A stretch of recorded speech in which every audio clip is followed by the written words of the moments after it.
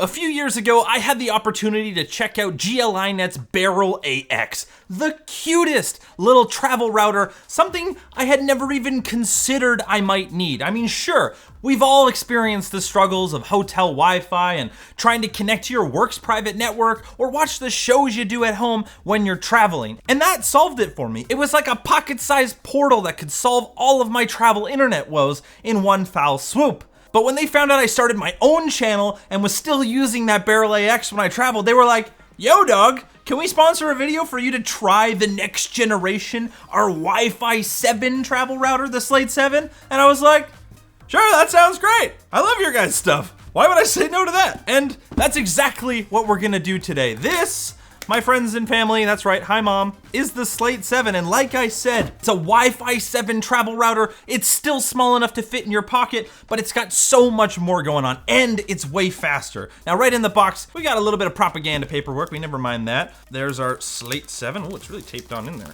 Oh, phew.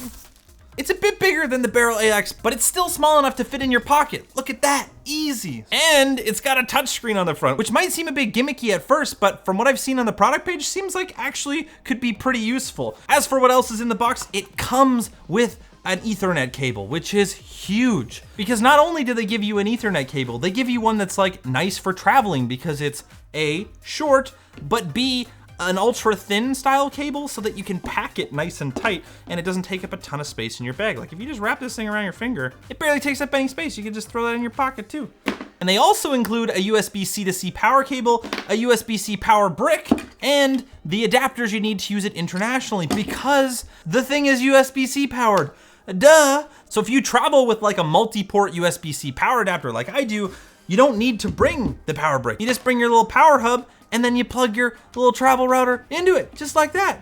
Easy peasy. Always love devices that run off of USB PD, but what I love even more is devices that have fast networking, and this is no exception. It's a travel router with dual 2.5 gig ports. So not only can this thing handle a 2.5 gig WAN connection, it can also handle pushing that straight to your device over Ethernet with a 2.5 gig LAN connection, which is huge, especially if you plan to take advantage of this USB Type A port over here, which you can use for an external hard drive or SSD. And if you're using 2.5 gig, now you can access that at 2.5 times the speed, assuming your device could support it. Ooh, look at that. I love the little flippy antennas on these things.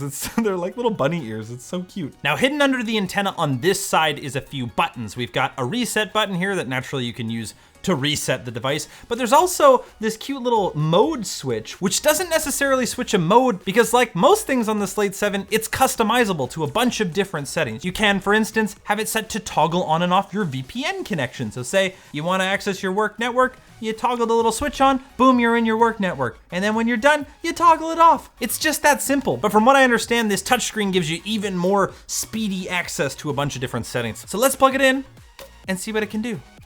Bloop. Hey, GL.iNET.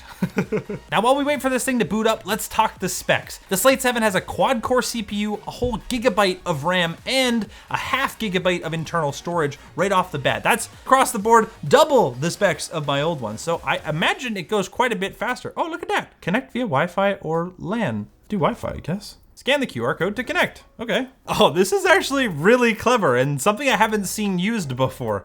It's using the captive portal, you know, like the login page you get when you connect to hotel Wi-Fi. That's a captive portal to get you into setting up the router. It's actually super cute.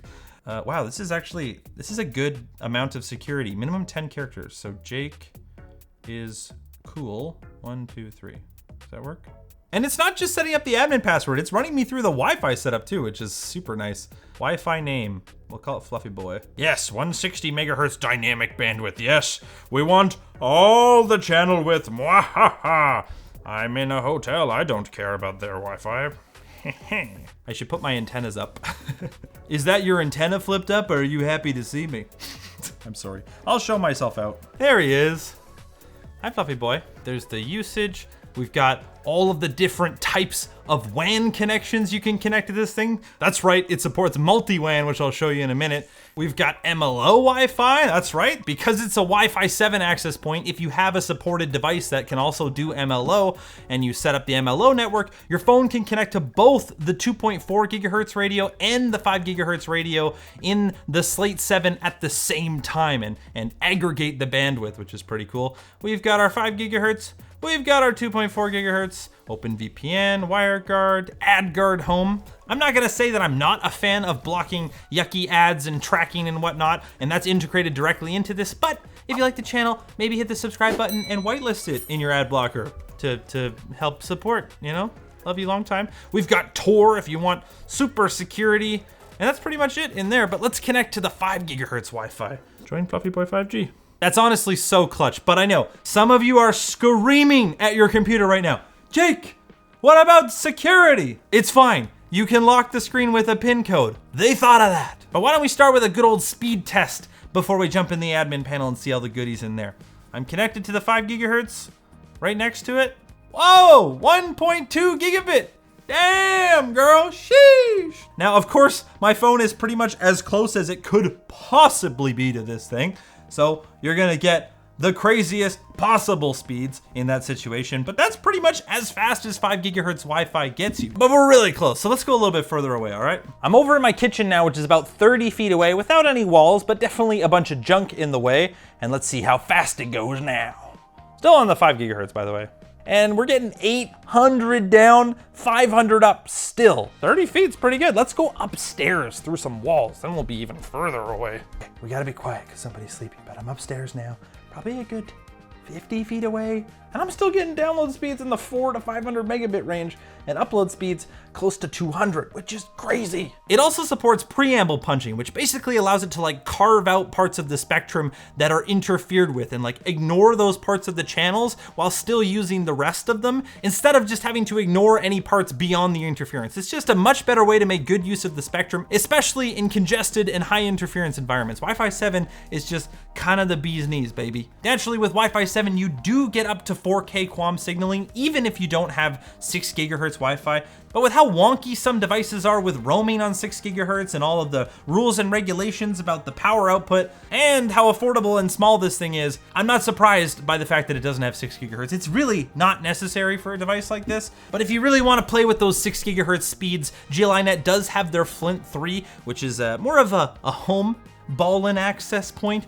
This thing can do 6 gigahertz, and it's a great thing to pair with a Slate 7. This could be like your base station that runs your home VPN server that you can remote into with this when you're traveling. And we'll have links to both of them down in the description with a special discount, which I'll talk about a little bit later. Okay, I've got the Slate 7 hardwired up to my MacBook with this Thunderbolt dongle right here. So we can first off do another speed test and see how fast it is hardwired. It can saturate 2.5 gig, that's for sure. And it doesn't have buffer bloat, which is really good to see. You notice how the latency figures are pretty much the same, only a few milliseconds when the router is loaded or not.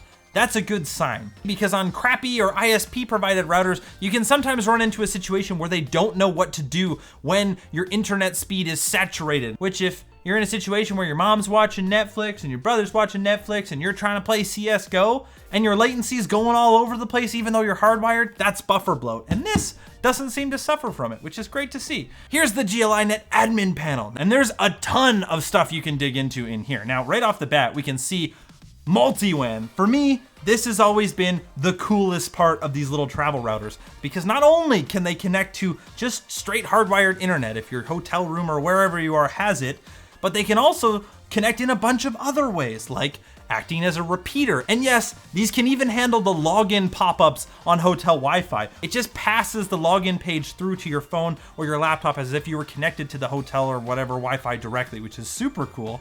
It can also tether to your phone, which we can do right here. You see ETH2 iOS, we'll click connect there.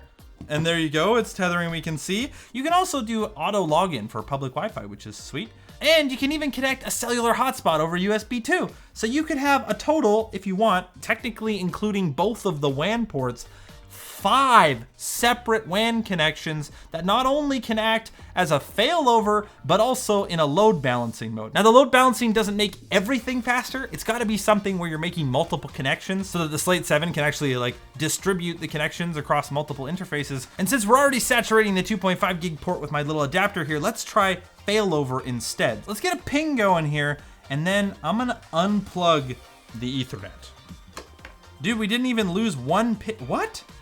How did we not even lose one ping? What the fudge balls?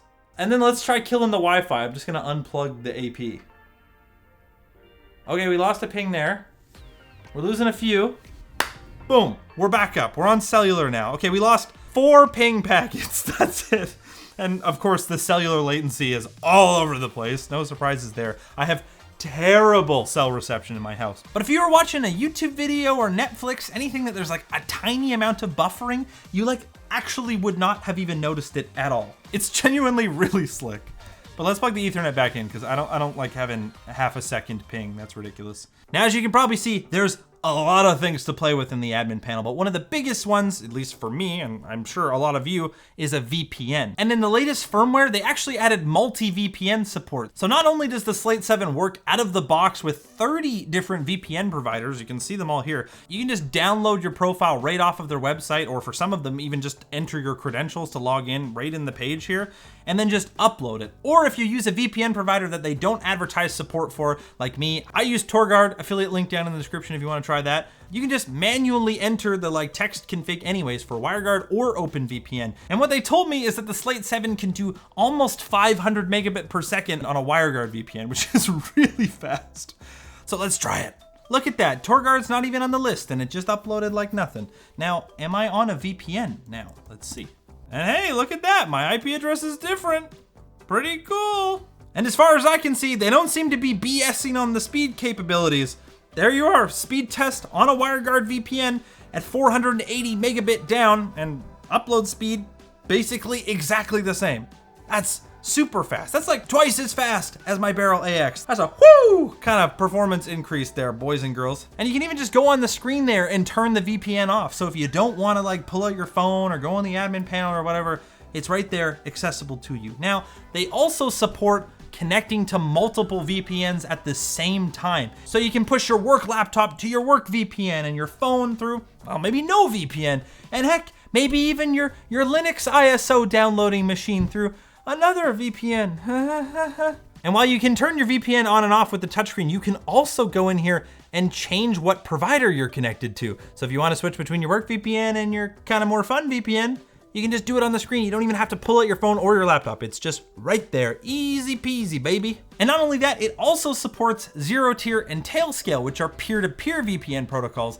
A little bit different, but what's cool about them is they're really easy to set up, and like, you don't even need to port forward. You can run Tailscale or Zero Tier on your home computer and then connect your Slate 7 through your home computer to your home network, or to pretend like you're at home so you can access, say, your Netflix shows like they are in your home country, which is super slick. You can, of course, achieve an even easier portal to home kind of experience with the Flint 3 that I mentioned earlier, but the option is there if you want it. You've got AdGuard Home, you've got network storage, you've got dynamic DNS, we got no pop-up ads, we got no notifications, there's no ad before the video, and look on the screen, it even says 16 ads blocked already. Look at that, that's crazy. And they even have like a whole plugin system. What kind of plugins do they have?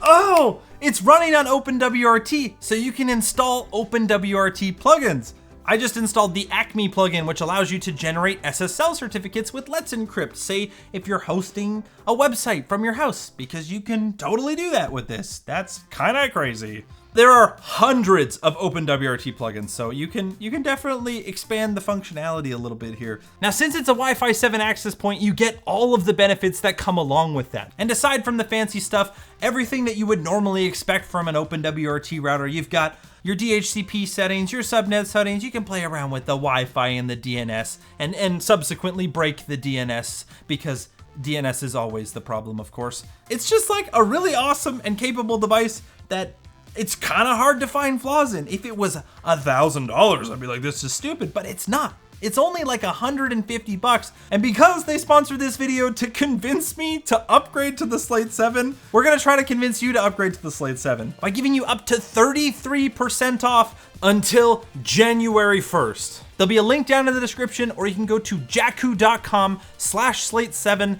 to get yours right now on Amazon, AliExpress, or right from their website. And that's a great way to support the channel. And of course, thank you to GL.iNET for sponsoring the video. I mean, yeah, it's kind of a crazy way to convince me to upgrade my travel router, but hey, you don't have to take my word for it. Check out the Amazon reviews, get subscribed while you're down there, hit the like button, and let me know what you think of the Slate 7. I think it's so cute and so speedy, just like Arlo.